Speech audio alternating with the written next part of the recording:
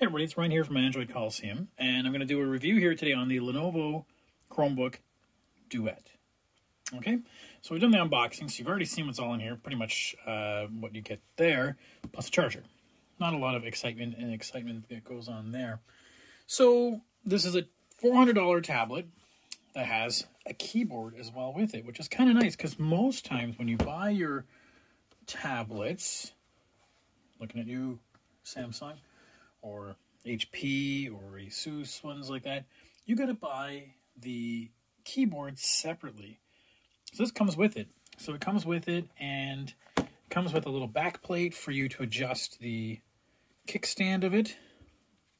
I always have a little trouble trying to get that kickstand just right. Yeah, bit of an upset where, you know, the case for it doesn't exactly line up properly. It always feels like it's slightly off or something.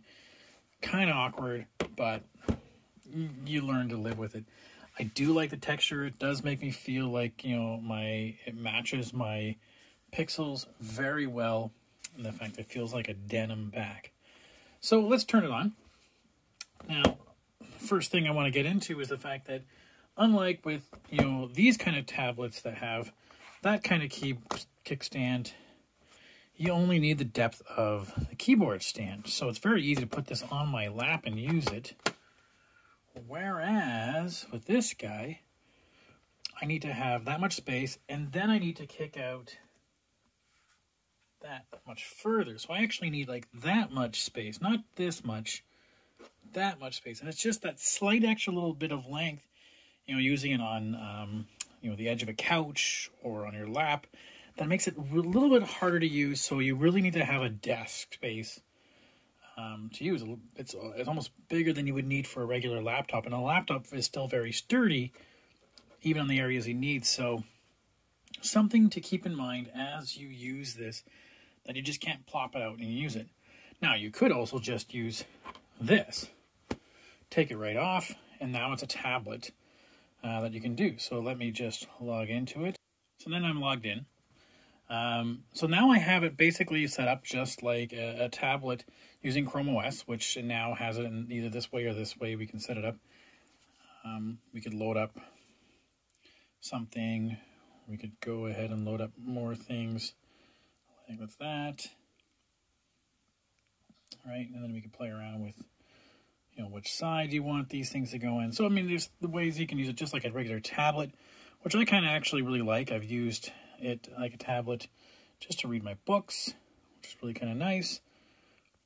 But, I mean, again, the real value in this comes into using it like an actual laptop. And we need to do that. Pull out the kickstand. Again, always slightly awkward just to find it. Now, here's the tricky part. Getting it to line up just right. It usually almost always does it just the right way. Sometimes I've had some issues. And it still feels, because it's just relying on this little bit of strip of rubber, feels like it's slightly too high on this end than it is over here. Or maybe I'm just being paranoid on that. That's just me, iPhone. Maybe it's depending on how this thing, but I mean, the back of it really is pretty good. You can see it's not exactly, that's going to bug me like that. But I like it. Perfect size. And using the keyboard itself works very well. I did find that the top corner area, like in the P and the 9 and the 0 area, was always a little bit cramped for me.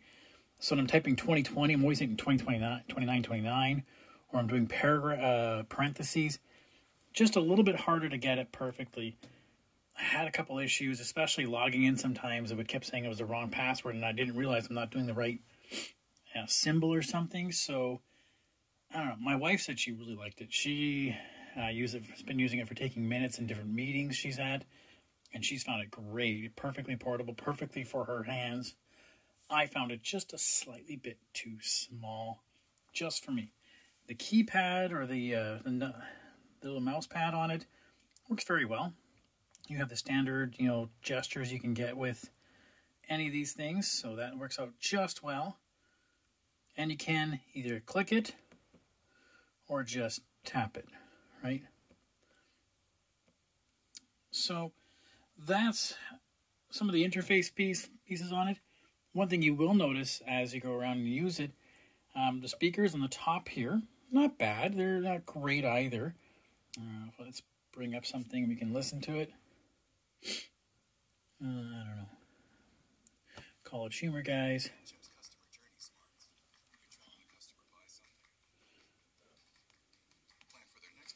It's an ad. I'm going to get demonetized if I play an ad. Not loud, right? So it's not loud. And here's the kicker. There's no headphone jack on this thing. And I guess you could use a USB-C dongle for your headphone jack, but then you don't have a headphone or a connection then to charge it. So there's only one connection on there. That's kind of a downside. That's kind of a pain for me, I think. A little misguided there.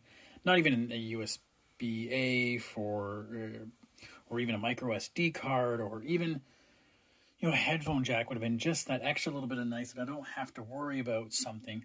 And only one was a little bit short-sighted too, and it's in the wrong side for me, where I like to have the charger, but that's kind of, I guess, where most of them are. But, oh well. It is what it is. For $400, it's still a great deal because it still comes with this, right? That's the big selling feature.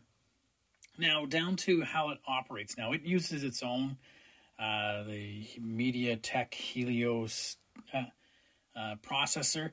And I found that, for that price, it's not a bad processor, but I do find it just a little bit slower as I'm going through some heavier things. So let's say I'm loading up multiple sites, and I'm bringing up multiple sheets, and I'm doing, and I like, playing around with this and, different windows in it as I'm using.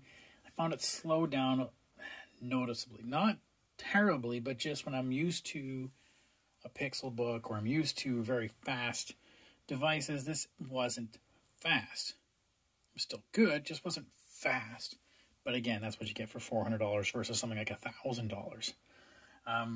So it did not really overperform, but for the most part, I mean, I end up using a lot of this only for, like, bringing up my Google Sites, bringing up my sheets, and doing some work and back and forth, and doing what I'm doing that way. I'm not doing a lot of heavy-end work for the most part.